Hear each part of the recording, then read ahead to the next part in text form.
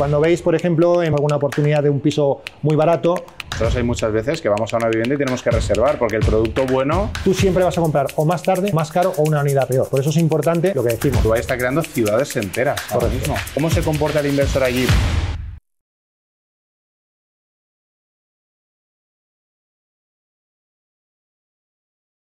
Buenas a todos, ¿qué tal? Hoy tenemos con nosotros a David Blasco. Nos hemos conocido hace poco, pero ya la relación es bastante fuerte, diría yo. Sí, desde luego. Porque hemos conectado muy bien a nivel de negocios, a nivel personal también. Nos conocimos aquí en Madrid, que nos presentó Rubén Lucas. Un día de estos nosotros teníamos una reunión al lado y de repente al salir dice, tú David, no sé qué. Hostia, pues estos se van a Dubái, este está en Emiratos. Fue la más absoluta casualidad, sí, ¿te acuerdas? Fue muy bueno. Estuvimos ahí un rato, nos quedamos a comer contigo y a partir de ahí ya luego fuimos a Dubái, nos vimos allí, nos enseñaste el ecosistema que tienes ahí montado y digo, oye, esto hay que compartirlo sí o sí a la gente que nos ve, no solamente por la parte de muy bien los impuestos y Dubái como símbolo de atracción de gente que quiere pagar menos, sino de tierra de oportunidades. Totalmente, totalmente. Aquí nos dimos cuenta de que veníamos del mismo sector, del tema inmobiliario, tú más enfocado al sector nacional, que eres un crack en eso y te felicito por lo que haces. Y luego yo, que estuve en el sector nacional igual que tú, y me fui y pivoté al sector internacional, donde vi más oportunidades y ahí congeniamos rápido. Claro, tú empezaste aquí con una inmobiliaria, sí, que vendíais un poco de todo, ¿no? Casas, vivienda, primera vivienda. Intermediación inmobiliaria pura y dura, como todo el mundo, entre comillas, se mete en este sector y poco a poco vas investigando, vas creciendo, vas teniendo clientes más grandes que te van pidiendo ya gestión de patrimonio, te van pidiendo ya ideas de cambios de uso, empiezas a aprender del sector y eso ya luego te lo llevas a tu terreno, que en mi caso ha sido a Emiratos. Claro, lo que pasa es que en Emiratos tú cambias de segmento, porque allí vas a inversores, no vas a gente que quiere su primera vivienda. Que no significa que de vez en cuando caiga alguno de primera vivienda, como cuando tú estabas con la inmobiliaria en España, que seguramente algún inversor caería, pero tu segmento principal era primera vivienda. ¿Cómo hiciste ese cambio? ¿Por qué de repente en Dubái? ¿Por qué haces el cambio a Dubái primero y por qué haces el cambio a inversores y no gente que busca primera vivienda? Bueno, digamos que en un primer momento sí que es verdad que el primer cliente que uno tiene en inmobiliaria normalmente es el cliente finalista, suele ser esa persona que viene de herencia y quiere comprar, esa pareja joven, esa gente que a lo mejor necesita más financiación. Esos son los primeros clientes que uno tiene, pero nosotros en el pasado, en España, nos encargamos mucho de las típicas viviendas para reformar y para vender, para esos flipping houses, esas oportunidades, y salía mucho perfil de inversor de manera indirecta, ¿no? Esa gente que dice, oye, es que nosotros tenemos este presupuesto y estamos buscando algo, como decimos nosotros, para dinamitar, hacerlo nuevo, venderlo a otra persona, y nos salieron cada vez más clientes de ese tipo. Entonces, ese cliente era inversor.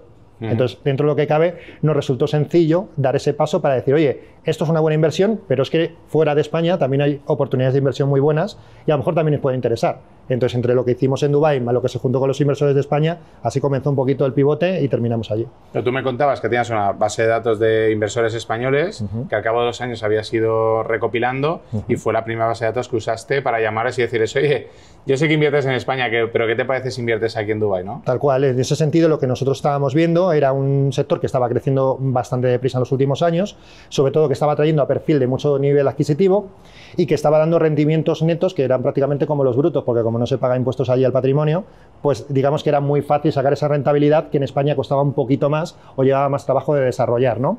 Entonces, en ese sentido nos dimos cuenta que el perfil con el que nosotros trabajamos en Dubái no era el típico que puedes pensar de una vivienda de lujo, del típico de la imagen que se suele ver de Dubái, sino quería meter la cabeza con inversiones rentables y en ese sentido pues era bastante más sencillo encontrar inversores rentables para Dubái que en España, porque en España era un mercado más explotado, requiere ya de comerte más la cabeza, de cambios de uso, de encontrar oportunidades, de moverte un poquito más, ¿no? Entonces, en ese sentido, pues lo vimos una buena oportunidad y el mercado español no estaba tan explotado como otros mercados internacionales. Entonces, en ese sentido, lo vimos una buena opción y eso se fue desarrollando.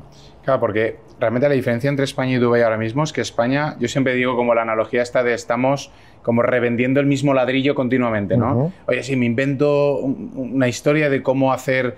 Bueno, el flip es muy claro, tú coges una vivienda que está medio destruida o que necesita un reacondicionamiento, una mejora a nivel de valor, ¿no? Y luego lo vendes. Pero una vez ya está vendido, ¿qué haces ahí, no? Oye, pues venga, ahora viene el inversor que lo va a alquilar y luego este quiere sacar una plusvalía y se lo invierte, se lo vende al inversor o al cliente finalista. Y entonces dices, oye, estamos aquí como rotando el mismo ladrillo. Dubái no, Dubái está creando ciudades enteras ahora mismo. Correcto. O sea, ciudades que cuando tú vas a Business Bay o a la zona centro, que es fea, que no veas, no puedes pasear y tal. Eso fue un conjunto de promotoras que fueron pues construyendo un poco así de una manera desorganizada, pero ahora las nuevas ciudades son increíbles. Sí, además digamos que la diferencia respecto al mercado, digamos, más europeo o al mercado de Dubái es que todo funciona mucho más deprisa. Y ahí, cuando estamos diciendo mucho más deprisa, tiene que ver la construcción, los servicios, los rendimientos, todo va a un ritmo mucho más alto, ¿no? Entonces, ¿de qué se trata esto? De que, sobre todo para el público europeo, es chocante ver cómo el mercado de Dubái funciona, digamos, de una forma tan express, tan rápida. Es decir, el principal problema que tiene el inversor europeo en Dubái no es que no pueda comprar, no es que no quiera comprar, es que no llega a tiempo para hacerlo. Y sobre todo, una de las cosas que es más interesante es que está equiparada la oferta a la demanda, porque se construye mucho. La gente dirá, es que se construye muchísimo, eso en Europa nos explotaría un poquito la cabeza, pero es que allí hay público para tanta vivienda, porque estamos trabajando con las personas, digamos, con inversores exitosos de todo el mundo a la vez. Y hay muchas veces que estamos viendo cómo se están vendiendo, pues, productos de 1.900 viviendas en cuestión de 4 o de 5 horas, algo que sería totalmente impensable. Increíble, como si fueran cromos eso. Sí. Claro, cuando yo fui ahí dije, oye, voy a analizar bien el mercado, voy a ver si realmente la población va a crecer aquí. Porque el inversor puede ser como en Londres o en Manhattan, que hay inversores que compran, retienen sin haber usado la vivienda para cuando ellos en unos años vendan. Y eso pasa en España con algunos fondos. El 50% de la vivienda que compran algunos fondos nunca se llega a poner al mercado. El 50% sí, el 50% no. Y luego fakean un poco como diciendo que ellos sí que están intentando poner vivienda a mercado, ¿no? Dubái nos dijeron que los próximos 4 años piensan duplicar la población de Dubái, o sea, de gente que vive y residentes en Dubái. No es un tema de simplemente el inversor que invierte en Airbnb, son rentals y lo alquila y para el turista, sino gente que realmente va a residir ahí, ¿no? Sí. ¿Cómo están atrayendo a esa gente? En ese sentido, daros cuenta de que al final hay como, digamos, cara y cruz. Es como decir, como si fueran los dos extremos, cada uno por un lado, ¿no? Al final, Dubái está gestionado como una gran empresa, ¿vale? Y al final, la empresa que depende de capital, de dinero, de inversión, ¿no? Entonces, en lo que ellos dicen, es decir, es una ciudad nueva, una ciudad que estamos creando servicios, se vende de que no se paga impuestos, pero realmente el gobierno coge de todo, absolutamente, ¿vale? Es la dueña de absolutamente todo, la dueña del suelo, la dueña de los centros comerciales, es la dueña de todas las estructuras que vosotros veis, y también vende el suelo a esas promotoras para también sacar su porcentaje. Entonces, ¿qué es lo que interesa? Cuanta más gente viva, más gente consume. Cuanta más gente consume, más crece la ciudad. Cuando más crece la ciudad, más éxito tiene todo esto, ¿no? Entonces, su forma de ver las cosas es un poquito opuesta a lo que ahora mismo estamos viviendo en España. Por ejemplo, aquí estamos más limitados con el tema de la obra nueva. Es verdad que estamos viendo cómo el pastel se lo comen menos personas con más patrimonio y se lo venden caro a todos los demás. Y aquí hay una reflexión que es interesante hacer para lo que son los inversores o para los clientes finalistas que hay en España, y es decir, justamente cómo es posible que digamos, una cultura totalmente contraria en inversión a lo que estamos viendo en España progrese y otra vaya mucho más despacio. Pues a lo mejor tenemos que aprender de lo que hacen fuera, ¿no? Y en ese sentido, cuando hablamos del tema de Dubái, cuando hablamos de ese crecimiento exponencial, estamos viendo un plan de regeneración hasta 2030 donde se va a construir todo lo posible. ¿Para qué? Porque según el Sheikh lo que quiere hacer es decir, a las personas que confiaron en nosotros desde el inicio, los primeros 50 años, les vamos a hacer que tengan una vida digna, una vida, digamos, llena de entre comillas, no lujos, pero de servicios, y que estén en la mejor ciudad del mundo. ¿Cómo hacen esto? Paralizando la obra nueva en 2030 y que la gente que creyó en ellos fomente el mercado de la segunda mano. ¿Qué está haciendo mucha gente? Es decir, en lugar de tener el dinero en el banco, lo tengo en propiedades, lo dejo crecer y estoy seguro que es un mercado en crecimiento. A ver, una cosa que tiene Dubái o los Emiratos es que al final no deja de ser una dictadura. La dictadura es mala para unas cosas, pero tiene una ventaja, que es que hace planes a 50 años, a 10, 20, 30, 50 años, ¿no? Tú has hablado de parte del plan del Sheikh, que es a 2030 paralizar la obra nueva. Pero ¿cuántas viviendas va a hacer de aquí a 2030? Pues mira, para que te hagas una idea, no se puede contabilizar. Lo que sí que te puedo decir en ese sentido, lo que está ocurriendo ahora, es que se lanza un nuevo edificio cada 18 horas en Dubái. Y se venden una media de cada 4 a 5 días. Wow.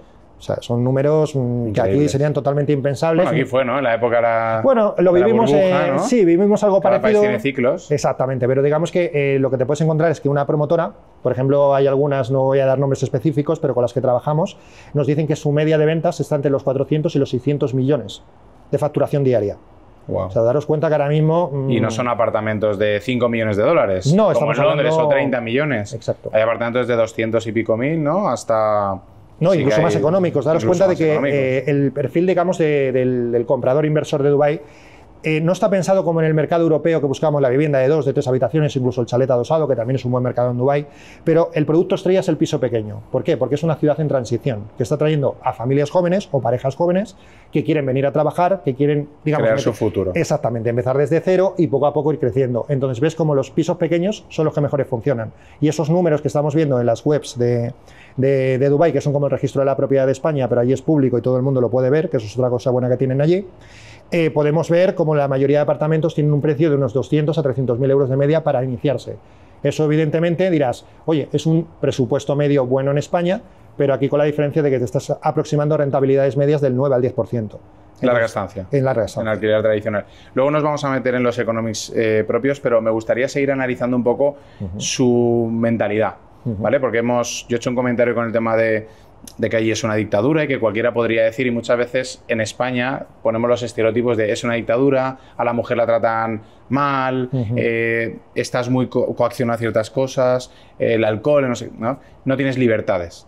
¿No? Podría ser una dictadura. Es la teoría. Es la teoría. Sí. Entonces, yo quiero seguir indagando porque yo cuando fui vi que la gente estaba contenta, todo el mundo tenía un proyecto de vida, objetivos claros en la vida. Es cierto que la gente que va allí es porque tiene claro un plan y lo quiere ejecutar y busca un ecosistema en el que sea fácil ejecutar. Hemos hablado del plan a largo plazo, 2030. ¿Qué otras cosas? Has hablado de la transparencia. Oye, todos los datos son públicos o parte de los datos, ¿no? Sí, efectivamente. Vale.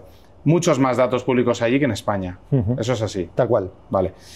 ¿Qué más cosas ves tú que el Sheikh esté poniendo o llevando a cabo para mejorar la vida de la gente? Bueno, en este sentido, sobre todo lo importante, hay una diferencia que lo podemos ver desde fuera más que desde dentro, ¿vale? Y evidentemente sin ofender, porque vuelvo a decir que siempre cuando hablo de Dubái, hablo desde que España es un gran país, de que España tiene muchas oportunidades de inversión, de que evidentemente se puede hacer mucho dinero y mucho patrimonio en España, pero estamos hablando de perfiles diferentes, ¿vale? Es como decir, yo invierto en mercados financieros, yo invierto en fondos indexados, son opciones y todas son válidas, ¿no? Pero cuando nos metemos en Dubái, hay dos tipos de culturas que parece que es, digamos, a nivel, no vamos a hablar político porque a lo mejor es demasiado fuerte, pero a nivel social se está apostando mucho por la cultura del crecimiento en Dubái, no por la cultura del conformismo, ¿no? Es decir, oye, con que tengas un cochecito y una casa pequeñita, ya esto está bien, es un éxito y eso es lo que todo el mundo tiene, así que confórmate con esto. No, allí se aspira a más, a más, a más y a más. Y la cultura que ellos incentivan es de capitalismo pura, es de decir, oye, tú puedes conseguirlo, puedes crecer, estás rodeado de los mejores contactos del mundo, queremos atraer a la gente de éxito para que se contagie de ese ecosistema de contactos y de clientes para crecer más deprisa. Es decir, para que te hagas una idea y es un ejemplo muy práctico, vamos a hablar de algo más mundano. Pues, por ejemplo, te puedes ir a Dubái a jugar al pádel y te puedes encontrar pues, que estás con un directivo de Microsoft, otro que tiene una idea fantástica que es inversor de hace 20 años, a la vez que puedes estar hablando con un español, un fontanero, o con un electricista, que por supuesto, evidentemente, también todo el mundo tiene su trabajo y está fantástico, pero te reúnes de ciertos contactos y de una determinada manera que dices, wow, es que llevo aquí 2 años y parece que he hecho un máster de 5 de la universidad. Sí, eso me pasó a mí en San Francisco con el programa este que hizo Google, se llamaba Black Box Connect, que nos llevaron 14 emprendedores 14 días a una casa y nos reunían ahí con grandes fondos de inversión, emprendedores de éxito y tal. Entonces nosotros nos íbamos a correr por la mañana, 3 amigos y yo decía, tío, es que me estoy cruzando a saber con quién me estoy cruzando. Igual el futuro Bill Gates o el tío alto directivo de Apple o lo que sea, porque ahí se genera, es la clave de un ecosistema. Es lo que tú estás hablando en Dubái. Obviamente, mucha gente dirá, ya, pero gracias a España, que puedes estar con el electricista y tal, pues es como está más democratizado el acceso a los contactos. Yo no lo creo. Sí, yo creo que es más fácil llegar a cualquier nivel en Dubái y acabar. Yo en un restaurante conocí a un chico italiano que iba con un chaval, un amigo suyo, que tenía un piso en el Burj Khalifa. Yo ahí lo conozco y yo me vengo a Madrid, que estamos ahora en Madrid, y es súper difícil llegar al más alto nivel. Es muy diferente. Mira, para que te hagas una idea, yo, por ejemplo, como estoy muy vinculado a la cultura española y además a los clientes españoles, una de las cosas que podemos coincidir todas las personas que estamos allí es que el mindset es distinto. Es decir, aquí, digamos, como tenemos ese cierto miedo cuando destacas un poco, no llamen la atención, que puede generar envidias, no llamen la atención, que te pueden robar, no llamen la atención, que tal. Son como muchas cosas como que nos hacen más pequeñitos. Y muchos de nosotros nos gustaría, como digamos, expandir ese conocimiento. De hecho, tú lo estás haciendo ahora y lo estás haciendo fantásticamente bien. Pero en Dubái te nutres de gente que piensa igual que tú. No existen esas envidias, existe ese crecimiento, esa colaboración. No están pensando en a ver si este me coge la idea y me salta, sino que al final todo el mundo colabora con todo el mundo. Y cuando pasas a ser una persona receptiva en Dubái, es cierto que te nutres de un sistema que te puede hacer crecer mucho más rápido que en Europa, por ejemplo. Y eso es una cosa que yo creo que tenemos que aprender. Sí, es un tema de ley de atracción. Yo cuando voy allí, bueno, en Miami pasa exactamente lo mismo. Se genera un ecosistema de emprendedores, de inversores y de gente que quiere crecer y es como, oye, dentro del ecosistema de Dubái, que te has dicho que es fácil acceder a gente, y yo lo he visto allí, que en una semana es como que de repente voy a un evento, a una fiesta o no sé qué, y enseguida la gente también te quiere ayudar porque dice, oye, este chaval que viene aquí, pues tiene energía y quiere hacer cosas, le meto yo en mi club prácticamente, ¿no? Y eso lo vi, pero rapidísimo. ¿Cómo crees tú que serían los primeros pasos a dar en Dubái? ¿Qué hiciste tú? ¿Cuál es la diferencia entre lo que hiciste tú y lo que harías ahora si fueras yo, por ejemplo? Bueno, a ver, es que al final requiere dentro de lo que cabe un cambio pequeño de mentalidad, aunque el paso es parecido, ¿vale? Pero sobre todo lo que tienes que enfocarte es qué es lo que necesitaría la gente si tuviera que hacer lo mismo que tú. Eso es lo importante, ¿no? Muchas veces en España nos enfocamos a lo que es nuestro producto, nos enfocamos a lo que realmente nosotros buscamos de nosotros mismos a la hora de crear un negocio, pero cuando cambias esa idea de lo que es lo que tú piensas a lo que piensa la gente, es bastante fácil de entender.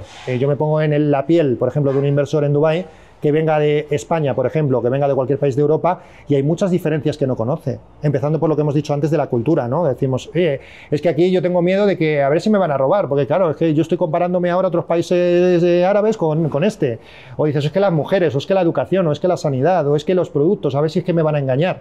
Pues hay ciertas cosas que la gente necesita solucionar. Entonces, primero, lo que hay que hacer es hacer entender bajo la educación los miedos que puede tener esa gente para entenderlos. Entonces el primer proceso sería educar a sus clientes y después ver qué producto ellos necesitan y mejor se puede amoldar. Al final, ¿qué busca un inversor? Rentabilidad y poniendo, digamos, al menos dinero posible.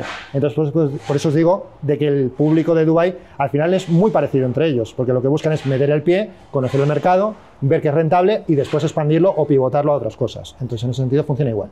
Tú al final no dejas de ser como una especie de... Tienes un modelo de soft landing allí, igual que hay empresas que dicen, oye, yo me encargo de esta empresa, traerla al país y aquí primeros contactos, setup de la compañía, temas legales, inmigración. Tú haces lo mismo, pero para inversores. Pero es muy diferente lo que tú estás haciendo para ellos que lo que estás haciendo o lo que hiciste tú en el principio. O sea, ¿alguien te ayudó? Pues, ¿o fuiste tú? No, mira, yo en ese sentido simplemente lo que hice fue escuchar, ¿vale? Porque cuando tú vuelves con una mentalidad española, estás acostumbrado a lo que es el inversor inmobiliario en España o lo que es el cliente finalista en España. Pero al final te das cuenta de que, por ejemplo, en países extranjeros, todo el mundo viene cortado por el mismo patrón. Lo único que cambia es, oye, ¿qué volumen tengo de inversión? O, en este caso, ¿qué es lo que necesito? ¿Comprar para vender o comprar para alquilar? Son los dos perfiles mayoritarios que te sueles encontrar, ¿no? Entonces, ¿qué es lo que necesitas en ese sentido? Pues crear una estructura, entre comillas, para que la gente primero conozca lo que está haciendo y después, digamos, tenga un soporte para que no te tengas que preocupar siendo extranjero de lo que va a ocurrir allí. Entonces, en ese sentido, está esa fase primera de educación, esa fase segunda de encontrar el producto y después de ese, digamos, management de las viviendas, ¿no? Que puedas decir, oye, no te preocupes de nada, inviertes en Dubái, inviertes seguro, yo soy español igual que tú, te acompaño en todo el proceso y luego cuando tengas que vender, alquilar o dar de alta los suministros, no tengas un cacao mental terrible y nosotros te podamos ayudar en eso y que tú te preocupas de los rendimientos y nada más. Claro, yo lo que veo allí, y tú has puesto algún ejemplo de, ¿no? El típico inversor mareón, ¿no? Que va, quiere ver 6 viviendas y pensarlo y hacerse sus cálculos. Yo creo que eso es un poco a la española, porque ahora mismo, aunque nosotros hay muchas veces que vamos a una vivienda y tenemos que reservar, porque el producto bueno enseguida vuela, ¿no? En España también hay mucha liquidez entrando, sobre todo en Latinoamérica ahora, y parte de Europa e incluso Estados Unidos, que están viniendo americanos a cascoporro. Pero en Dubái yo he visto que es mucho más rápido. Muchísimo. O sea, la toma de decisiones es casi como si hicieras un DCA, ¿no? Dollar Cost Averaging, que tú coges y dices, oye, pues compro varias y me saldrá la media, una ganaré más, menos... Pero ¿cómo se comporta el inversor allí? Porque yo lo que he visto es que los brokers, los agentes, son mucho más sofisticados. Sí, sí. ¿Cuál es ese proceso en comparación con España? Mira, sobre todo lo que acabas de decir es muy cierto. Uno de los principales hándicaps, ¿vale? que hace cambiar Europa o España en este caso del mercado de Dubái es, por eso os digo, de que ese tiempo de reacción tiene que ser muy corto, tiene que ser muy directo. Cuando hay una oportunidad, la oportunidad vuela. La tesis de inversión la tienes que tener ya bien clara. Exactamente. Entonces tú tienes que tener dos formas de hacerlo. Uno, que es estar con un contacto que acceda a las oportunidades de inversión antes que otras personas para que puedas acceder a tiempo, ¿vale? Porque allí funciona todo mucho por el contacto o el flashback. Todo funciona como muy rápido, ¿no? Pero si tú tienes el contacto adecuado, ese contacto adecuado tiene el chivatazo de que va a salir un producto 2 semanas antes. Entonces tú ya tienes tiempo de preparar al inversor esas 2 semanas antes para que el día que llegue no se le escape el producto, ¿vale? Ese es uno de los ejemplos. Y después, no vale que un cliente con una mentalidad española venga de primeras, porque normalmente siempre se queda fuera del primer y del segundo y del tercer producto, ¿no? Entonces, por eso digo lo importante de la educación. Cuando veis, por ejemplo, en portales inmobiliarios o vemos alguna oportunidad de un piso muy barato, llegan muchísimos leads, se hace la cola en el portal y el primero que llega con el dinero en efectivo es el que en principio se lo lleva, ¿no? Pues esto funciona parecido, pero la diferencia es que si no estás con el contacto adecuado que acceda a esas oportunidades, tú siempre vas a comprar o más tarde o más caro o una unidad peor. Por eso es importante lo que decimos, estar bien asesorado en el proceso y aparte tener una educación sobre el mercado antes de entrar, porque sí que hay diferencias respecto a España y si quieres hacer las cosas bien requiere, digamos, de ese tiempo previo. Hay clientes que me pueden decir, oye, yo estoy preparado para comprar ya. Y yo le digo sí, pero si yo te llamo en 15 minutos me haces una reserva y te dicen, no, es que tengo que hablar con el banco, estás fuera. Entonces, esas son las cosas que la gente tiene que entender que Dubái es distinto. Te voy a preguntar ahora eso, la disponibilidad del capital. Tú has dicho 15 días antes, pero en 15 días... Ahora me dices, ¿no? El tema de blanqueo de capitales, por ejemplo, allí no existe. No. Ellos no te pasan una auditoría ni te piden documentación de dónde sale el dinero. Tú haces una transferencia de aquí a allí, a la promotora, nadie te va a preguntar nada. Nada. A la vuelta sí, cuando te vuelve el dinero y los retornos. Exacto. ¿Cuál sería la estructura adecuada para montar allí, para que todo esté bien hecho, legal, siendo residente fiscal en España el inversor? Bueno, pues la gran pregunta en fiscalidad y la gran respuesta suele ser depende, ¿no? Es decir, en este caso depende de tu situación y depende de a qué quieres enfocar tus retornos del capital, ¿no? Es decir, aquí tienes la opción A, que es hacer las cosas a la europea o a la española, es decir, oye, yo compro con mi sociedad patrimonial o compro como persona física, pero quiero que los retornos me vuelvan a España, pues tendrás que tributar por bienes en el extranjero y tendrás que volver a empezar teniendo en cuenta que tu retorno va a ser menor en ese caso. Luego hay gente que dice, oye, es que yo lo que quiero es crear una hucha. Yo quiero crear una hucha a nivel internacional, igual que tengo algo en España, lo tengo en Emiratos. Pues se trata de hacer la estructura fiscal antes de hacer todo este procedimiento. Lo bueno que tiene Dubái es que hacer ese procedimiento para crear tu estructura fiscal o crear tu empresa o crear, digamos, tu Emirates ID o lo que sea, es un proceso quizá de los más rápidos del mundo para volverte residente fiscal en un país, porque al final Dubái lo único que te pide es dinero. ¿Tienes dinero? Para adentro, ¿vale? Es decir, al final funciona así. ¿No tienes dinero? Pues duras como muchos 60 días y te tienes que volver porque no está hecho para eso, ¿no? De ahí que hayan ido 500.000 rusos, ¿no? Por ejemplo, porque al final fue una solución para salir del sistema SWIFT. Al final, digamos, no existe esa doble imposición o no existe ese cambio, digamos, entre el sistema europeo y el sistema de Emiratos Árabes. Protege muy bien al inversor extranjero y al final lo que te van a decir es, vale, ¿quieres venir con nosotros? Te lo ponemos fácil. ¿Para qué? Para que continúes con nosotros. ¿Qué es lo que ellos te dicen? Oye, creamos una estructura fiscal, te creamos el Emirates ID y ese procedimiento a crear cuenta de banco en Emiratos puede ser de unos 15-20 días. Vale, vamos a los pasos, si te parece. Yo tengo $500.000 de euros y lo quiero invertir ahí en 2 apartamentos. Pongamos ese ejemplo, porque hay apartamentos por 200 y pico mil. Los apartamentos que estábamos viendo al hacer la compra esta multitudinaria, ¿no? De 19 apartamentos salieron 230.000, más o menos. Vale. La que estamos gestionando contigo, ¿no? Entonces, tú quieres comprar 2 apartamentos. ¿Cómo hago el setup de la compañía? ¿Tengo que ser residente primero allí? ¿Cómo funciona la residencia? ¿Qué no es residencia fiscal? ¿Cómo hago el setup de la compañía? ¿El ID? ¿La cuenta bancaria? ¿Cuál sería un poco el proceso a seguir antes de poder hacer una inversión? Pues mira, es muy sencillo, ¿vale? En este sentido, todo depende de que tú lo quieras constituir como una empresa patrimonial, es decir, que tengas productos físicos de venta en el país, o lo hagas a través de una sociedad, por ejemplo, de una actividad online o una actividad de marketing digital, o lo que te quieras dedicar. Por ejemplo, pasa con mucha gente, pues eso, que tiene servicios físicos en un país y luego los servicios digitales los delega teniendo sus empleados o su gente en Emiratos Árabes. La forma de hacerlo es muy sencillo. Tú primero contactas con la entidad regulatoria para darte de alta en el país. Cuando lo haces como empresa, tienes que hacerlo como en España, por ejemplo, que es das 3 nombres, pagas la tasa, te dan unos días para darlo de alta y con eso ya lo tendrías en unos 4 o 5 días. Una vez que tienes eso... Vale. O sea, el registro sería como en CIRCE, ¿no? Además es automático. Exactamente. Aquí ahora se ha mejorado a nivel de tiempos. Antes era mes y medio, 2 meses.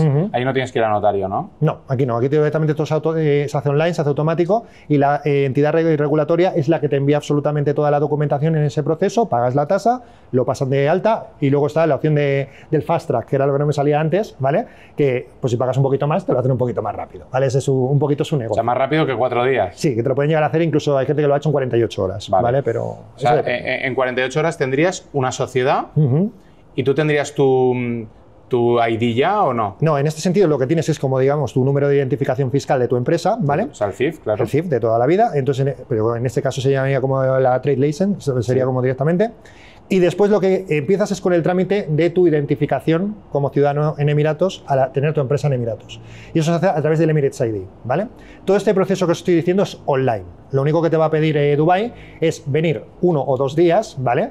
Que es para hacer los biométricos, que son las huellas dactilares, y el examen médico, ¿vale? Con eso tú lo puedes tener en unas 48 horas y luego te mandan esa identificación, ese DNI, entre comillas, de Emiratos, te lo mandan a tu casa o a la dirección que tú quieras en un periodo más o menos de eso, unos 48 72 horas. O sea, que sería como una especie de visado de inversor o no llega a ser un visado. Depende. Es un permiso de inversor, ¿no? Es un permiso de inversor. Tú date cuenta de que al final es como si tú fueras un residente fiscal o ciudadano, ¿vale? Es tu tarjeta de ciudadano. Con eso tú tienes acceso a financiación de bancos, con eso tú tienes acceso a comprarte un coche, con eso tienes acceso a vender productos físicos dentro del país. Al final es lo que te da libertad, como si tú fueras un español más a la hora de montar lo que tú necesites. Pero no necesitas montar una sociedad para ello. No lo necesitas. Lo puedes hacer como persona física o lo puedes hacer como sociedad. Eso ya depende del caso. Si inviertes como persona física también tendrías que sacarte el ID, porque al final ellos dicen, oye, es como crear tu base de datos dentro de tu plataforma, ¿no? Dices, oye, primero quiero saber quién está invirtiendo en mi país.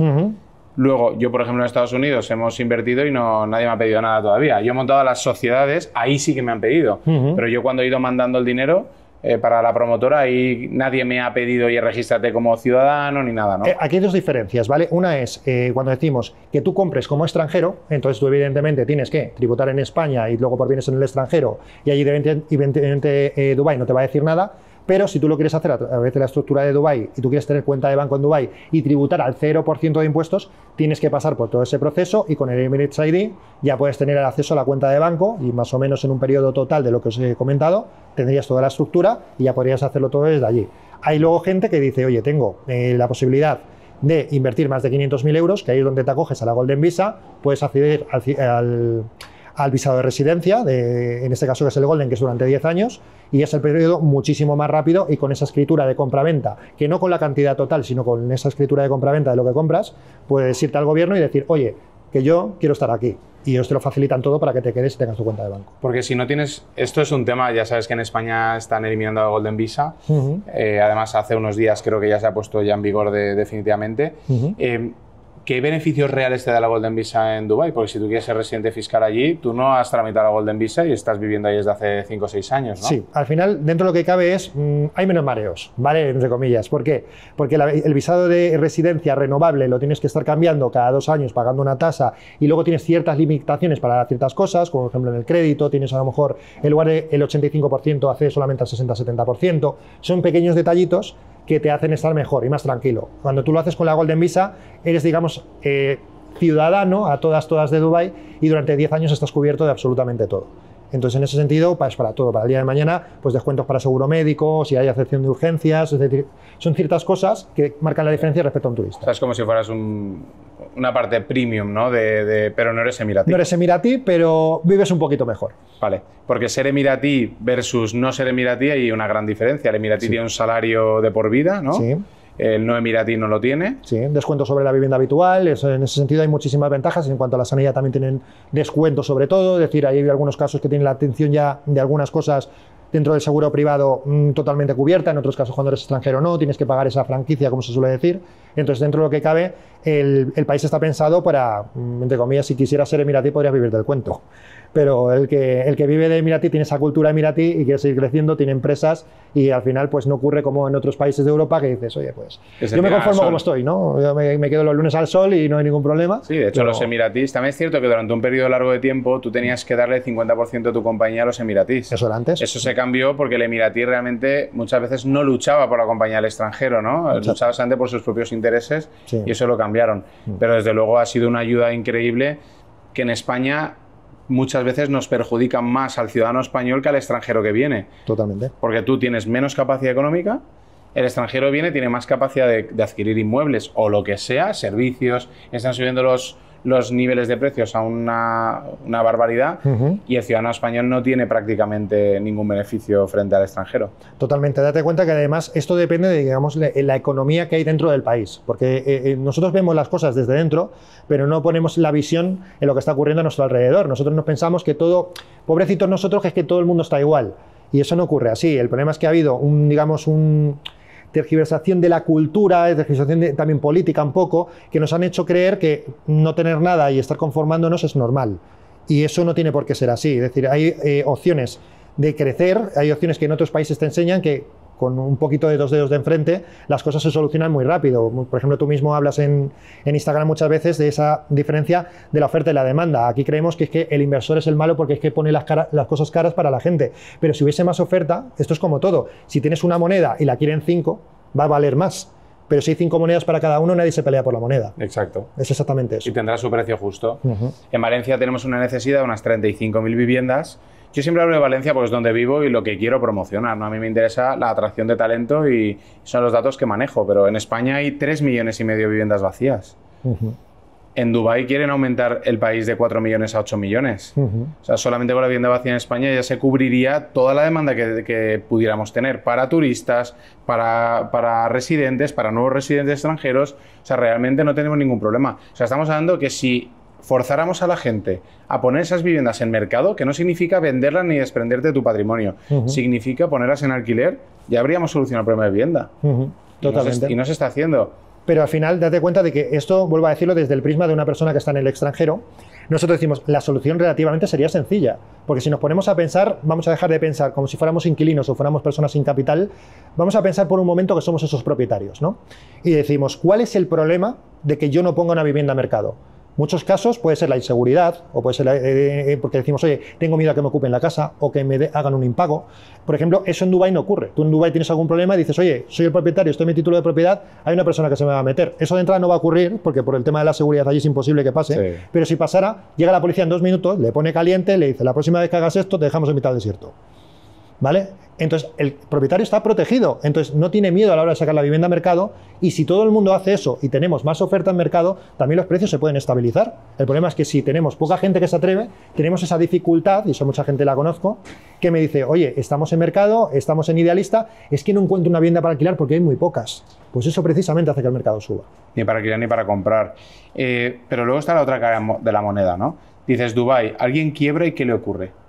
Imagínate que tú estás pagando una vivienda, te cuesta $1.500 al mes, te está yendo bien, y de repente pasa algo, como ha pasado con Rusia, y cortan el grifo de los españoles y tú te quedas sin clientes durante un periodo de tiempo. Luego tú que eres un tío muy emprendedor, te solucionarías, ¿no? Sí. Pero digo, oye, 3, 4, 5 meses que no te puedo pagar. ¿Qué ocurre allí? Bueno, cuando te refieres al tema de vivienda, ¿no? Te refieres a lo que pasaría...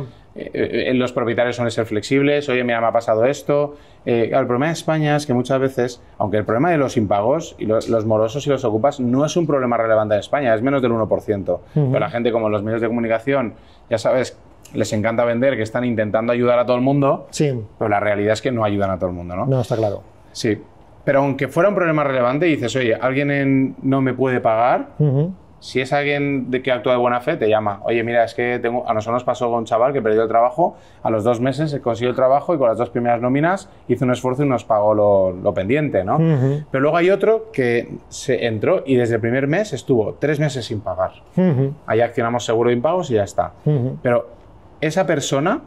Son 2 tipos de personas. ¿Qué hace Dubái en ese caso? No, has hablado de lo del desierto de una manera un poco exagerada, pero ¿cuál sería el proceso? Pero en este caso, cuando estamos hablando de alguien que no puede pagar, digamos que la cultura económica y la ley protege mucho al propietario. Entonces, realmente podría, de forma inmediata, sacar a esa persona que está viviendo en la vivienda y diciéndole, oye, lo siento mucho, pero si no tienes dinero aquí no puedes estar en este país. Es decir, no hay más. Lo sentimos mucho por tu razón, puedes buscar otra cosa, podemos ayudarte con otras cosas, pero siempre se protege al propietario. Eso es importantísimo, ¿vale? Y luego también hay una ley, entre comillas, no ley, pero digamos es como una cosa habitual que ocurre en Dubái, es que no se paga al mes, se paga año por adelantado y los contratos durante ese año. Entonces, ¿por qué se hace esto? Porque la gente se ahorra entre un 10, un 15, incluso un 20% de lo que sería pagar el mes a mes. Como se está pagando más, la gente tiene más poder adquisitivo y de esa forma, digamos, eliminamos ese problema.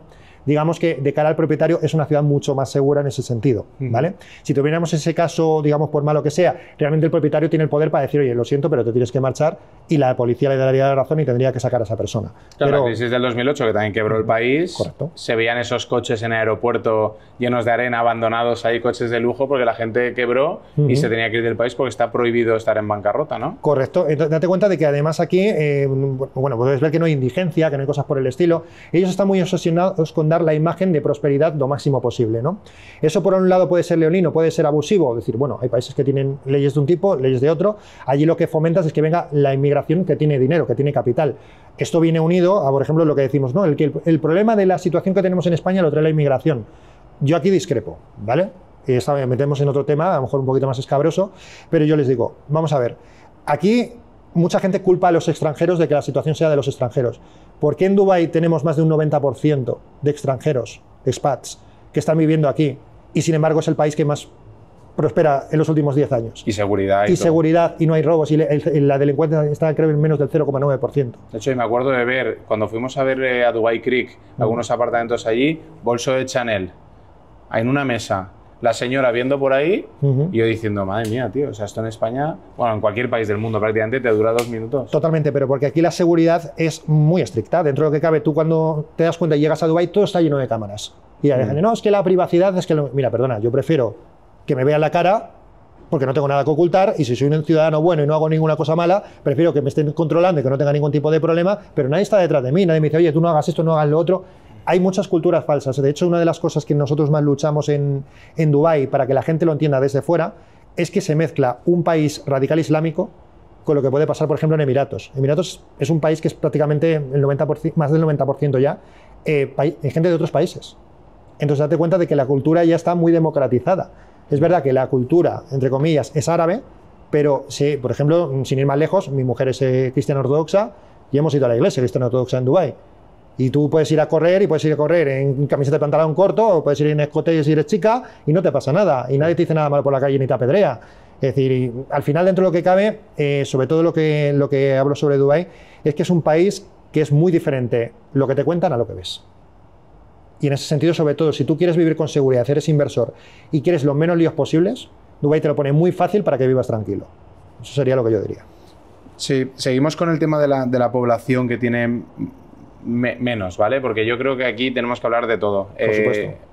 Gracias al gran grupo de pakistaníes o gente, ¿no? Que de otros países que han traído a Dubái y que viven en condiciones un poco infrahumanas, o eso es lo que sale, lo que llega, ¿no? Porque yo ya casi que no me creo todo lo que veo, ¿vale? Y eso yo no lo he visto directamente. Obviamente porque están en otros barrios y tal, ¿no? Sí. Pero ¿cómo crees tú que es la situación de ellos? Porque gracias a ellos se ha construido Dubái, pero yo no sé cuánta parte del pastel ellos se están llevando, ¿no?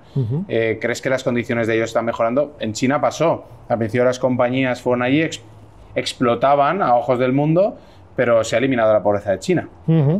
¿Tú crees que va a pasar lo mismo con esa gente que va de países diferentes a Dubái, que están en principio en condiciones bajas?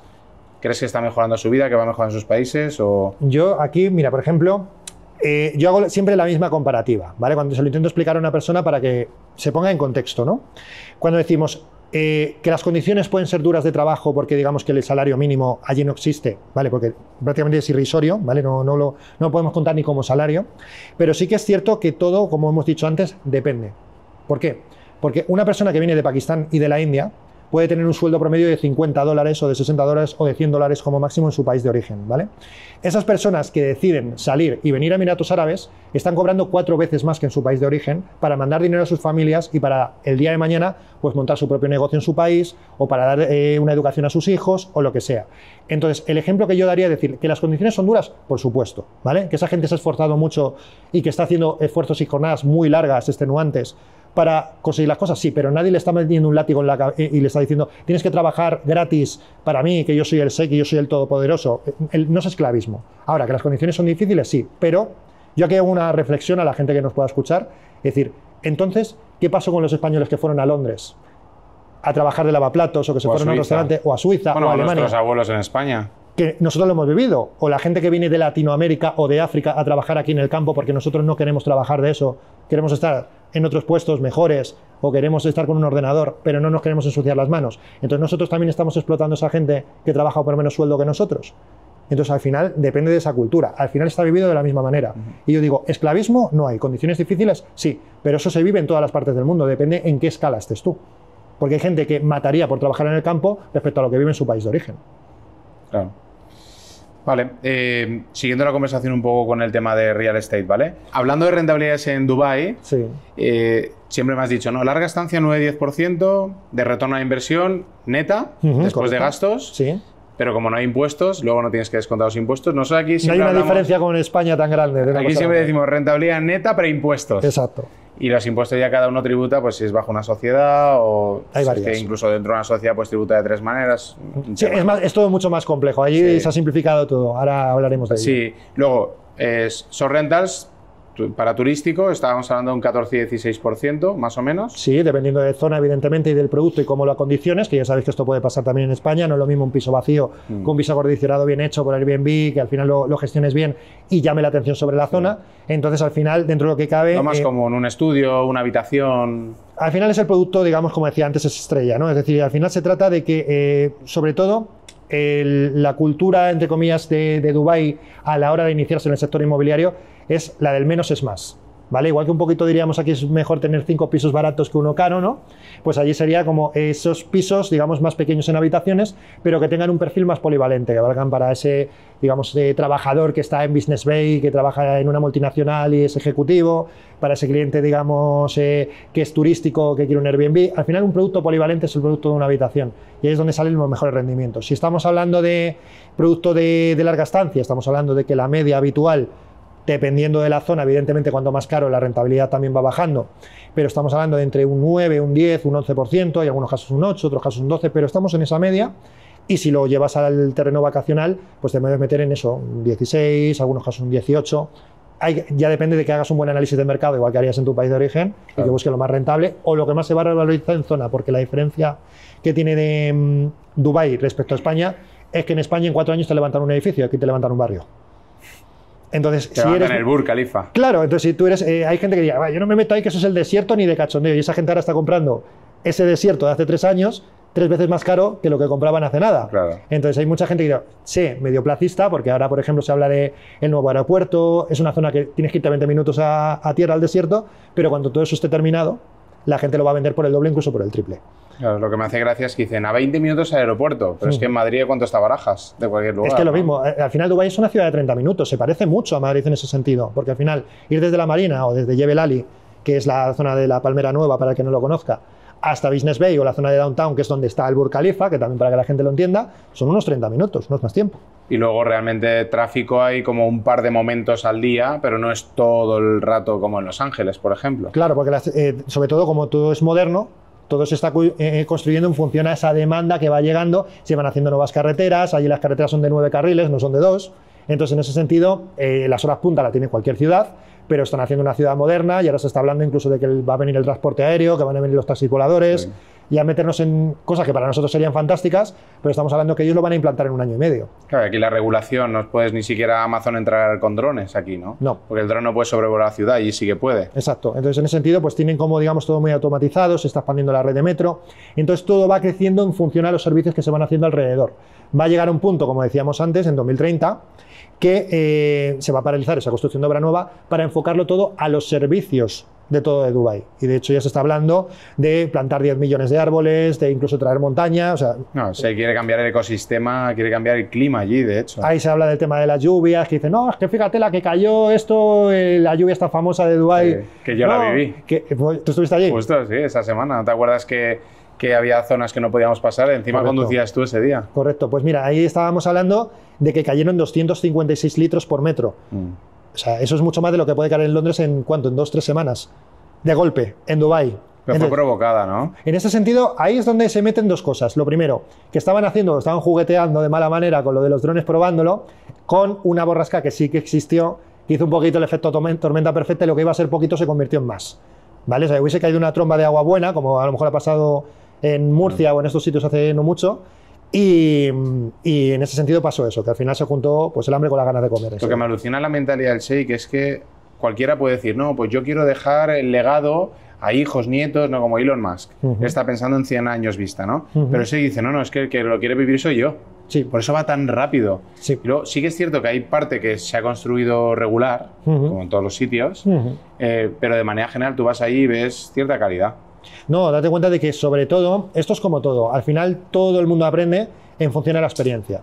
Y es cierto que cuando vemos cualquier ciudad del mundo o cualquier barrio nuevo del mundo, empiezan las casas más básicas, se va construyendo más grande, más alto, y al final, como digamos, se va metiendo con ese presupuesto que va creciendo, más materiales de lujo, mejor construcción. Entonces, en ese sentido, también esto va enfocado a la inversión.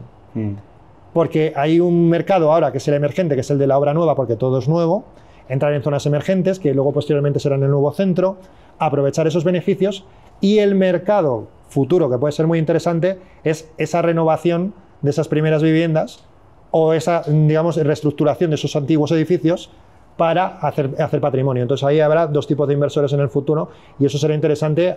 Yo diría que a lo mejor en unos 10-15 años vista será un buen mercado. Sí, para se empieza a deteriorar una vivienda, cada 10 años hay que hacer una reforma más o menos de la vivienda, con lo cual hay empresas de reformas que se quieran mudar, yo creo que van a hacer falta a lo bestia. Sí. Hace falta gran talento, grandes ingenieros, grandes promotoras, constructoras, y luego esas grandes constructoras no se van a encargar del mantenimiento de pequeñas viviendas, quizás sí de los edificios, ¿no? Pero las pequeñas viviendas. Sí, además date cuenta de que allí, por ejemplo, el foco está puesto mucho en la calidad hoy en día. Es decir, estamos diciendo que Dubái es una ciudad de lujo, está vista así, y al final esto ha ido evolucionando con el tiempo y el cliente de perfil adquisitivo es muy exigente. Por lo tanto, una de las cosas que yo puedo decir a la gente que no haya venido a Dubái, pero le gustaría invertir o le gustaría montar sus empresas en Dubái, es que apueste por la profesionalización. Porque ahí está la gran diferencia, ¿vale? Si tú tienes un producto bueno, con una calidad superior, allí lo vas a vender mucho mejor que a lo mejor en otros sitios que te pueden decir, pero es que es muy caro, pero es que esto no me termina. Allí la gente, si ve producto de calidad, lo paga. Sí, 100%.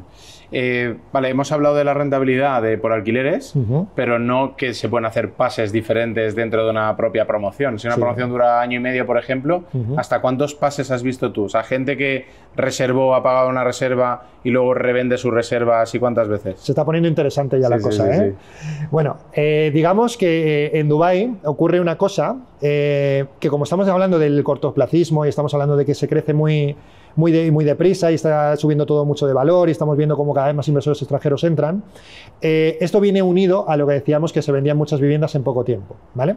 Cuando hay productos estrella a buen precio de mercado y en buena zona, normalmente cuando hablábamos del tema de las preventas, ¿no? De sacar a mercado, hay muchos clientes que se posicionan en esa primera preventa o en ese primer movimiento de mercado para comprar más económico. ¿Por qué? Porque saben que ese edificio se vende en 4 horas. Si ese edificio se vende en 4 horas, deja lista de espera. Y si deja la lista de espera, tiene inversores interesados en recomprar esas viviendas. Por lo tanto, ahí aparece un primer pase. Cuando tú has pagado más del 24% de la propiedad en Dubái, ya tienes el derecho preferencial sobre la vivienda. Es decir, tú ya lo puedes transmitir a una segunda persona como si fuera una segunda mano o un resale, ¿no? Sí. Entonces, en esos casos, tú tienes la opción, como una forma de mercado para capitalizarte con poco capital, ¿no? Entre comillas, de apostar ese 24% y revender esa vivienda con una plusvalía. Esa plusvalía la compra tu cliente antes de llaves e incluso hay gente que lo vuelve a revender antes de llaves otra vez. Entonces he llegado a ver pases del mismo producto a lo mejor entre 3 y 4 veces antes de llaves. Y lo que ha hecho el gobierno allí, en vez de... No estoy tan seguro ahora si en España está prohibido el pase como tal, ¿no? Porque antes de la crisis, en la época de la burbuja, la gente hacía el pase y cobraba por el pase.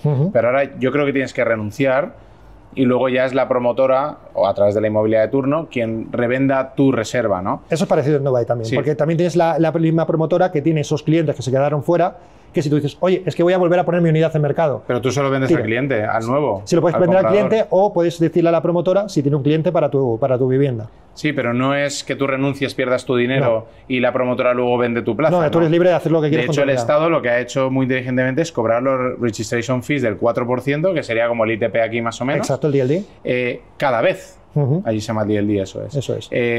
Claro, si se revende 3 veces, cobra el 4% sobre el valor total. De todas las operaciones. ¿No? De todas las operaciones. Con lo cual dice, oye, que haya reventas, a mí me da igual. Si el inversor tiene su tesis de inversión a los 6 meses el retorno, no va a esperar un año y medio. Pues oye, que 3 inversores, yo cobro aquí el 4%, que la gente se dice, oye, ¿y cómo cobran ahí en Dubái? O sea, ¿cómo gana el Estado de los impuestos, ¿no? Es distinto. Este es uno de ellos, ¿vale? Si hablamos de impuestos, pero de forma más inteligente hay que entender que ellos tienen dos cosas en las que ahora mismo abundan. Uno es el petróleo, que no hace falta que hablemos de ello y porque ya sabemos. Es un 5% del petróleo total, es Abu Dhabi el que tiene. Evidentemente, que es el Emirato más rico de Emiratos Árabes Unidos, y sobre todo que es lo que tienen tierra. Y la saben explotar muy bien. Porque al final ellos dicen, no pagáis impuestos, pero estoy asociado con todo el mundo que está construyendo. Al final ellos son los que tienen el suelo, se asocian con la promotora. ¿Lo venden o hacen concesiones con alquiler? Depende, ¿vale? Porque en ese sentido existe lo que llaman de las zonas de freehold, ¿vale? Que es en ese sentido que tú como extranjero puedes comprar, y zonas para nativos donde son dueños del suelo. Entonces, en ese sentido, hay zonas donde tú compras una concesión a 99 años y en otros casos que tú eres propietario. Eso hay que mirarlo a la hora de invertir, porque no es lo mismo una cosa que la otra. Al final no es lo mismo estar, aunque vayas a estar tú, tus hijos y tus nietos en ese tiempo, pero que tengas esa concesión. Pero cuando decimos esto, ellos son dueños de absolutamente todo al final. Porque se han asociado con la promotora de turno y de ese porcentaje que tú estás comprando, ellos se llevan un porcentaje de las ventas. Entonces, cuanto más se construya, más dinero está entrando en las arcas. Más los impuestos, más el mantenimiento, más todo. El Dubai Mall lo han construido ellos. El Burj Khalifa lo han construido ellos. El Creek Harbour, que tú estuviste allí, lo han construido ellos. La más importante es la del gobierno.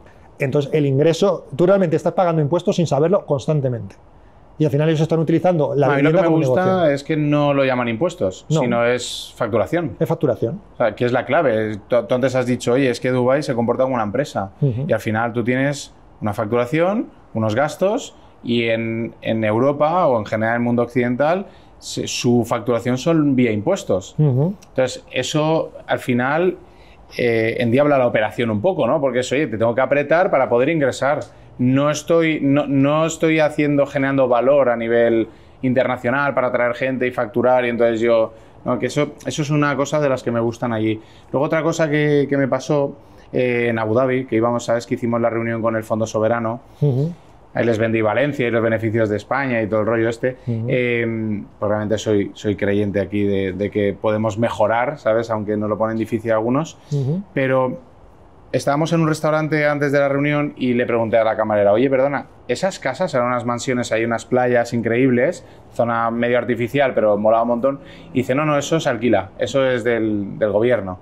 Hostia, tío, qué cosa más inteligente, porque al final la infraestructura, lo que es el suelo, siempre lo van a mantener. Exacto, eso es. Esa es la clave, porque yo siempre pensaba en España, digo, ¿para qué se liberan del suelo el Estado? ¿Por qué no hace concesiones a las promotoras y al final a los propietarios y todo el mundo tiene que pagar? Que es un poco el impuesto del IBI, pero creo que se podría hacer de otra manera para que el Estado siempre estuviera facturando de su infraestructura. Eso es lo que hacen ellos, por ejemplo, con el tema del suelo. Dentro de lo que cabe, al final, cuando ellos se asocian con una promotora, ellos son un socio más de esa promoción. Entonces a ellos les interesa cuanto más se venda, más dinero cae en las arcas del Estado. Cuanto más cae en las arcas del Estado, más dinero tienen para hacer luego servicios de alrededor. Cuando tienen esos servicios de alrededor, por ese mantenimiento también lo gestionan ellos y la gente lo paga con su tasa, en este caso, de mantenimiento, o sus fees, evidentemente, a la comunidad. Porque está incluido el mantenimiento, que también es socio de ellos. Entonces, al final ellos se lo llevan todo. No se paga IBI. No se paga IBI. Impuesto de bienes inmuebles no se paga. No se paga allí, pero en ese sentido tienes otros gastos como los maintenance fees o demás, que en ese sentido pues los tienes cubiertos. Vale, hemos hablado muchísimo sobre cómo construyen allí, rapidez, pero alguien me dijo que un día en Dubái todo encendido, porque ahí el tema de luminosidad es bastante... Sí, tira la casa por la ventana. Notable. Sí, es casi como en Estados Unidos. Sí, es tremendo. ¿Están viendo a ver un poco el tema de sostenibilidad? ¿Crees que no?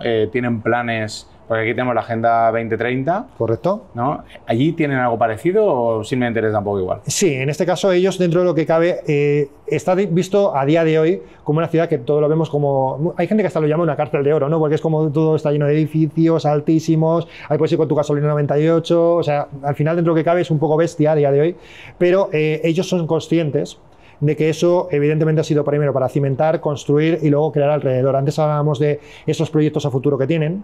En Europa se habla del 2030, ellos tienen el plan 2040. ¿Vale? En el plan 2040, si tú vas a visitar el Museo del Futuro de Dubái, tienen, digamos, todo ese plan montado, que lo podéis ver de pe a pa cómo es lo que quieren realizar, y precisamente ese primer plan de 2030 que tiene Dubái, de paralizar esa construcción de obra nueva, es para empezar a dedicar la inversión a todo lo que tiene que ver con energías renovables, limpias, creación de bosques, mejorar ese ecosistema, incluso suavizar el clima, que es uno de los grandes hándicaps que mucha gente tiene con el calor, vivir allí. O sea, esas soluciones, de manera artificial, entre comillas, las quieren dar una solución para luego enfocarse en ese tipo de servicios. Entonces, una de las apuestas que tiene para 2040 en Dubái, y teniendo en cuenta todo lo que ha conseguido, yo creo que no tardará mucho en lograrlo, es crear una economía más limpia y más verde. Y en ese sentido, aunque sea un país del petróleo y sea un país árabe dentro del desierto, están haciendo auténticas maravillas y unos avances increíbles, y yo creo que no si siguen este ritmo lo conseguirán. No es Dubái, es Arabia Saudí, pero NEOM, por ejemplo, que va a ser autosostenible, por ejemplo, ¿no? Sí, al final se habla de esas energías limpias, de ese transporte ecológico, del metro y de que esos taxis voladores también vayan por electricidad. Tema de basuras. Tema de basuras, evidentemente, porque allí funciona por gestión privada, no por empresa de basuras pública, pero en ese sentido todo lo que tiene que ver con todas esas cosas están en un plan entre 2030 y 2040, y si todo sale como parece, pues quieren ser pioneros en ese tipo de tecnología. Que bueno, además, algunas de las... A mí mi sueño sería como crear un barrio nuevo, ¿sabes? Eso es... Llevo desde pequeño viendo pues, ciudades del futuro, cómo se montan los barrios, y lo que más me inspira es lo que está ocurriendo allí.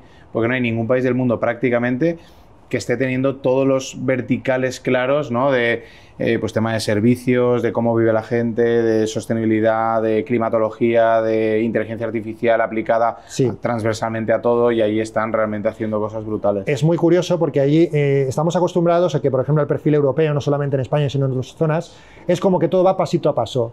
Primero llega la cimentación, luego llegan los primeros edificios, luego se meten las tiendas, luego va llegando el transporte público y después ya se va expandiendo todo lo demás. Allí te lo plantan todo a la vez. Es tremendo porque lo tienen todo pensado en el plan de urbanismo, lo tienen todo pensado en el mismo momento, y cuando ves barrios que aparecen nuevos, pues tienen el metro a los 6 meses, un año. O sea, es algo que sería totalmente impensable aquí. De locos. Tú estás ayudando a muchos inversores a ir allí, casi podrías ser un mentor para ellos, porque al final, oye, un mentor es alguien que se preocupa por tu futuro, que te enseña algo nuevo.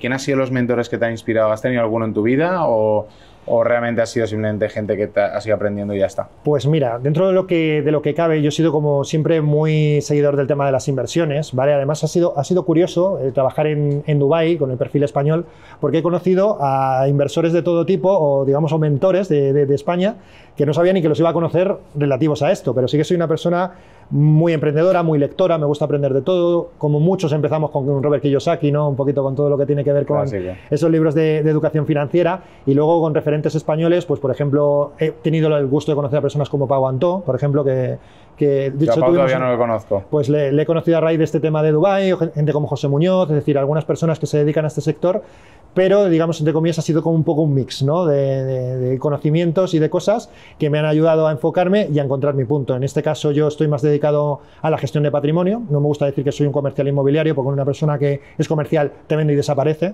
Sí. A mí me gusta dar genera cartera y gestiona cartera. Al final lo que me gusta es crear... hacemos lo mismo con los inversores. Exactamente igual. Pues nosotros lo que nos gusta es crear esa imagen de acompañamiento, de confianza, de que la gente pueda estar respaldada en un país extranjero, que eso es muy importante, y que sobre todo les podamos aconsejar bien porque nosotros mismos lo estamos haciendo. No solamente que les estemos contando la teoría, sino que nosotros también estamos invirtiendo allí, estamos haciendo ese paso de menos a más, empezando desde cero y saliendo con esos mismos resultados, decir, oye, yo estoy haciendo esto y funciona. Si vienes conmigo, lo más probable es que te funcione mejor. De esa forma estamos haciendo grupos de inversores y también esa gente se está aprovechando de esos descuentos que no tendrían por su cuenta. Entonces, aparte de tener acompañamiento, están consiguiendo mejores condiciones que yendo solos a Dubái. Entonces eso está haciendo que vayamos creciendo más y más y estemos dando un servicio que la gente esté contenta y lo vayamos expandiendo. Claro. ¿Y cuál es tu futuro de aquí a 2030? Pues mira... ¿Tendrás algún plan marcado? Claro, evidentemente. ¿Eres un tío así metódico y eso? Sí, totalmente. Yo al final soy como muy analítico, ¿vale? Dentro de lo que cabe tengo un perfil social y demás, pero tengo mucha responsabilidad sobre la gente con la que trabajo y me gusta hacer las cosas bien porque al final una buena publicidad es tu futuro, al final, porque dependes de esos clientes que si te compran, te vuelven a comprar y evidentemente quieren gestionar más cosas contigo y te presentan a otras personas y aparte también yo estoy haciendo lo mismo. Entonces, ¿cuál es el plan?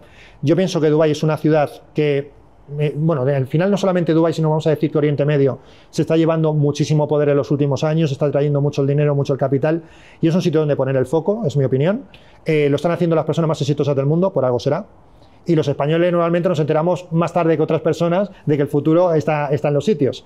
Entonces, el plan que nosotros tenemos es de expandir al máximo posible ese plan de inversión hasta 2030, sobre todo con esa forma de comprar para revender o comprar para alquilar, para hacer esos rendimientos, hacer esa bola de nieve con nuestros clientes y a partir de 2030 ver si el foco está en la segunda mano o en países emergentes o ciudades emergentes que estén fuera de Dubái pero dentro de Oriente Medio. Teniendo en cuenta que tengo el perfil puesto en el mercado internacional y en el mercado nacional últimamente no estoy tan puesto, se oyen muchas cosas acerca del tema político, la gente con esa cierta inseguridad y demás, pero estoy viendo como ciertas ciudades de España, sobre todo como Valencia o Málaga, están atrayendo muchísima inversión extranjera y también hay muchos clientes que están dejando las grandes ciudades para invertir en estas ciudades como por ejemplo Valencia, y estoy viendo un crecimiento exponencial. ¿Qué está haciendo que las personas emigren de Madrid a Barcelona para ir a sitios como Valencia a invertir a partir de ahora?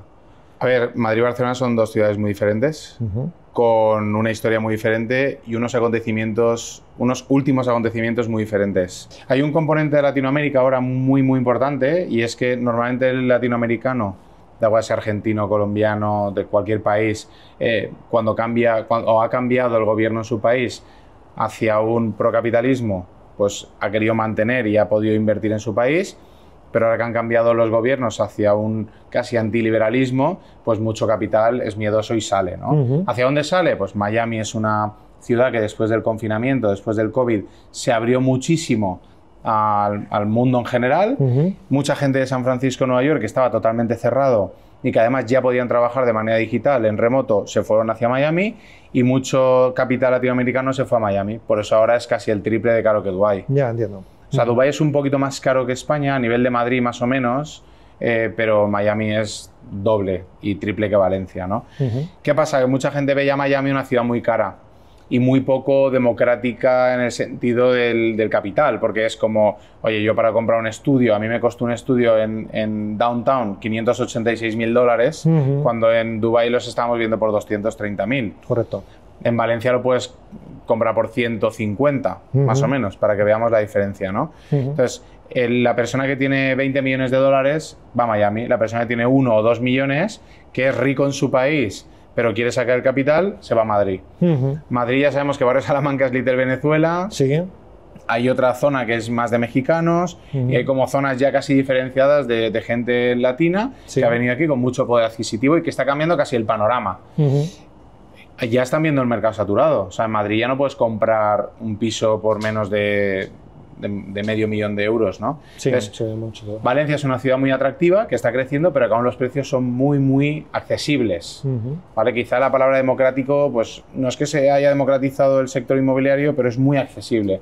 Porque tú, para tu primera vivienda, por 250.000 euros, tienes una vivienda con comunidad, con pista de pádel, con piscina, aunque no haya mucho en Valencia, que deberíamos tener más, que yo siempre me quejo de cómo se construye en España versus cómo se está construyendo en Dubái o en Miami, que es muy parecido a las dos, seguramente por su influencia a Estados Unidos. Claro, evidentemente. Claro, entonces Barcelona ha tenido un componente político muy de que la gente ha querido escapar de allí directamente. O sea, CaixaBank, pues su sede social la hizo en Alicante, por ejemplo, y la Comunidad Valenciana se ha ido beneficiando de muchas cosas. Entonces son varios componentes.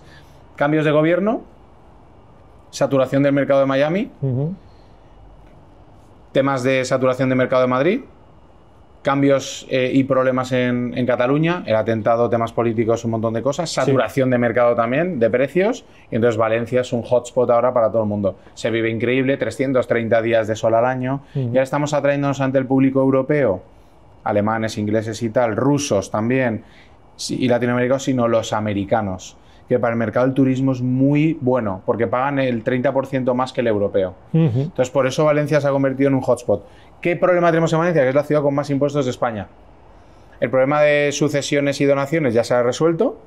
El gobierno lo ha cambiado hace nada y lo ha igualado a Madrid. El ITP es un 10% frente al 4% de Madrid, 4% de Dubái, 4% en Miami. No entiendo por qué en Valencia es el 10% todavía, pero en principio lo deberían cambiar. Imagino que es uno de los principales retos que tiene Valencia para el futuro, ¿no? Claro, o sea, no hace falta quitar los impuestos. Yo creo que el español no quiere que le quiten los impuestos. Quiere que bajen un poco los impuestos para que su unidad adquisitiva aumente y por tener esa segunda vivienda que el alemán tiene, por ejemplo, que el francés tiene y que el español antes tenía, ni que ahora no puede tener una segunda vivienda. Mira, aquí este es un buen punto que acabas de decir, porque mucha gente asocia el tema de Dubái solamente con los impuestos. Y habla que solamente, no, es que solamente estás ahí porque no pagas impuestos. No, no se trata de no pagar impuestos, se trata de vivir mejor. Si nosotros tuviéramos una cultura, digamos, que estuviera menos enfocada de forma leonina a los impuestos y fuera más equitativa, es decir, que tuviéramos unos impuestos más bajos o un poder adquisitivo mayor, no tendríamos ningún problema en pagar los impuestos. El problema es que los impuestos te quiten de todo lo demás. Exacto. Entonces, eso es lo que precisamente decimos muchas veces. Decir, oye, te frenan en el camino. Exactamente. Tú cuando dices, oye, Dubái es el otro extremo, pero es que un término medio sería el sitio perfecto. Porque pagar impuestos está bien, mientras tanto te permitan un nivel de vida bueno o alto. El problema es que los impuestos te hagan vivir mal. Entonces, en ese sentido, ¿para qué pago impuestos si vivo peor? Claro.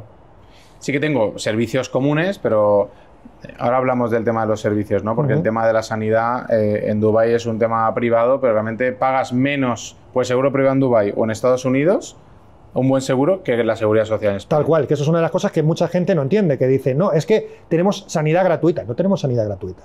Lo que pasa es que tú nominas tu nómina cuando te llega lo que pagas de seguridad social, pero tú estás pagando todos los meses eso. Y dices, no, es que si te sale un tratamiento y tienes un problema en Dubái, te buscas la vida. No, si tú tienes un seguro privado, te van a atender incluso antes que la seguridad social. ¿Cuánto pagas tú de seguro al mes? Pues depende. O sea, no, si lo haces con un seguro como Mafre o como AXA, puede estar en torno a los 200, 250 euros. ¿Te cubre hasta trasplantes, por ejemplo? Sí, en este caso sí. O sea, te cubriría absolutamente operaciones o tratamiento de cáncer, de tal. Entonces luego hay unos seguros que son un poco más económicos, pero te la juegas. ¿Y el seguro más caro cuánto podría ser? ¿800 euros al mes? En torno a los 1.000 o a 1.200 euros. Es el más caro que he llegado a ver yo. Pero es que yo pago mucho más de seguridad social que eso. Claro. Un autónomo está pagando, un autónomo societario, ya casi 500 euros al mes de seguridad social, ¿no? Sí, esto ya, por ejemplo, sería ya un dilema mucho más largo, porque ya entramos en, oye, y con lo que pagas de cuota de autónomo, si invirtieras esos 300 y pico, casi 400 euros que tienes que pagar en la cuota, si los pusieras en un fondo indexado a 20 años, ya tendrías pagada la jubilación 3 veces. Pues esas son cosas que ya entran dentro de la cultura financiera. Cálculos de la vieja, o sea, numeritos que puedes hacer aquí mismo, una servilleta, dices, tío, es que por eso mucha gente se está yendo, pero yo no creo que se vayan para siempre, ¿no? No. Se van en el periodo en el que estás empezando a crecer, porque yo creo que esa es la limitación de España. El otro día varias personas, yo he puesto 2 reels sobre la patrimonial, ¿no? Tener los inmuebles en una patrimonial versus como persona física, porque la gente en España quiere traerse todo a persona física como si fuera mi poder, ¿no? Pero realmente una patrimonial lo que te permite es diferir ciertos impuestos. No es que vayas a pagar menos impuestos, porque si tú pagas el 15, el 23 o el 25, que esto da para otro vídeo entero, correcto, luego te repartes dividendos que van entre el 19 y el 28 y oye, al final acabas pagando un 30 y pico 40 como si fuera casi como el IRPF. O sea, realmente inmuebles a corto plazo te merecería más la pena tenerlos como persona física. Pero luego la sociedad lo que te permite es pagar menos impuestos al principio. Y si algún día los quieres disfrutar como persona física para comprarte el cochazo, los viajes con tu pareja, lo que sea, te lo llevas, ¿no? Pero es ese periodo en el que tú quieres empezar a crecer, el que el impuesto, cada vez que te cobren el 50% de impuestos, que en Valencia estamos hasta el 54% de IRPF, lo sé. Más impuesto al patrimonio, más el IVA, bueno, es tremendo. Es un desmadre es ese cúmulo que decimos de impuestos, porque date cuenta de que al final una de las principales cosas que te encuentras con la gente que está, por ejemplo, allí en Emiratos, es el otro extremo. Entonces dices tú, ¿cómo es posible que trabajando 3 años haciendo la misma actividad, con las mismas horas al día, con todo, tengas en 5 años la vida medianamente resuelta para arrancar en un sitio y en otro sitio no salgas del pozo? Eso es la carrera de la rata. Es la carrera de la rata constantemente. Y o tienes, digamos, ideas de emprendimiento, o diversificas, o le das la vuelta al coco, o la persona promedio se ve estancada en un bucle que no ve solución. Por eso decimos que muchas veces no es el problema de, no, es que al que tiene más hay que hacerle pagar más. No, es que hay que democratizar la cultura de la vivienda, la economía, y que la gente pueda invertir y que pueda gastar. Si la gente gasta más, hace ganar más dinero a los demás, y eso hace crecer a todo el mundo. Sí, de hecho yo ahora estoy ayudando a mucha gente a hacer su planificación patrimonial, porque si tú tienes una buena estructura societaria en España, no se pagan tantísimos impuestos. Se paga obviamente mucho más que en Dubái, que van al 0 o al 9, que también puedes pagar el 9 impuestos de sociedades si tienes empleados. Exactamente. Si es una empresa con actividad de empleados, pero si eres un autónomo o una empresa de inversiones, pagas el 0. Sí, pero también tiene, digamos, sus matices, porque bueno, es como todo. Al final esta norma del 9% se puso para, entre comillas, salir de la lista gris, pero todo tiene un... Bueno, pero tienes una forma de salir de ello, ¿no? Es decir, te dicen, oye, que si eres freeson, pero hasta, como eres de nueva creación hasta 2026 no tributas. Si tienes, digamos, ciertas actividades hasta 750.000, tienes una excepción. O sea que al final, si quieres, realmente con una empresa en Dubái, a día de hoy, en el 95% de los casos no pagas impuestos nunca. Y eso lo que te permite es todos los ingresos que generas reinvertirlos y poder crecer. Totalmente. Claro, la diferencia entre Francia, Alemania y España, y esto no lo digo yo, lo dice Juan Ramón Rayo cada 2x3, es oye, en España a partir de 60.000 euros ya estás en el último tramo de IRPF, en el máximo. Y a partir de ahí cada euro tributa casi a la mitad, ¿no? Se lleva el Estado. En Francia son 130.000, en Alemania 180.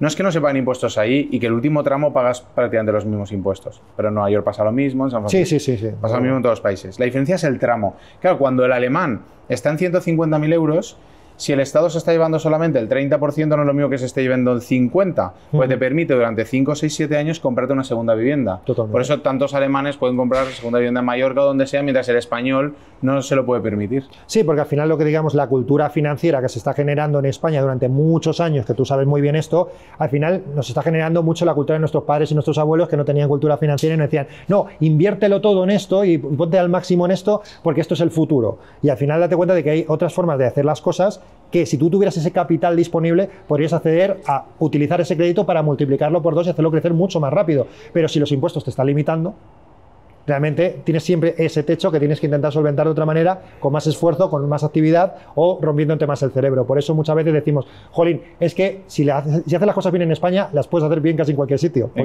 Porque la gente española es talentosa. Totalmente. O sea, nos quejamos un poco de la situación de limitación, pero realmente España es un país increíble. La materia prima la tenemos y la tenemos de las mejores del mundo. Lo que pasa es que la oscurecen con, digamos, ideologías, con el ecosistema. Ideologías y ecosistemas que están haciendo que la gente se haga pequeña cuando es más grande de lo que se cree. Exacto. Pues nada, yo creo que hasta aquí nos ha dado un buen rato de Pues sí, de la charlar. verdad que sí. Tú y yo siempre que nos juntamos estamos ahí Sí, horas hablando. esto puede ser así, horas y horas y horas, Sí, no paramos. Pero bueno, está guay porque, pues nada, David Blasco, un crack en Dubái. Como él hay muchísima gente en Dubái, se calcula unos 22.000 españoles. Ahora ya estaremos en unos 24.000, casi 25.000, con los que estoy llevando yo unos pocos más. Sí, no, estás llevando un montón de gente. En Estados Unidos también hay un montón, en Miami se calculan 100.000. O sea, ahora más fácil que nunca es salir fuera. Yo nunca animo a cambiar la residencia fiscal ni ser residentes en otro país, no sé por qué. pero sí a invertir en otros países, sí a viajar, sí a conocer gente que puede ayudarte, gente que puede enriquecerte y luego traer todos esos aprendizajes a España a poder intentar cambiar las cosas, que creo que no necesitamos mucho para poder ser una potencia mundial, porque en lo que tú has dicho de la materia prima la tenemos en todos los sentidos y nos falta ese clic.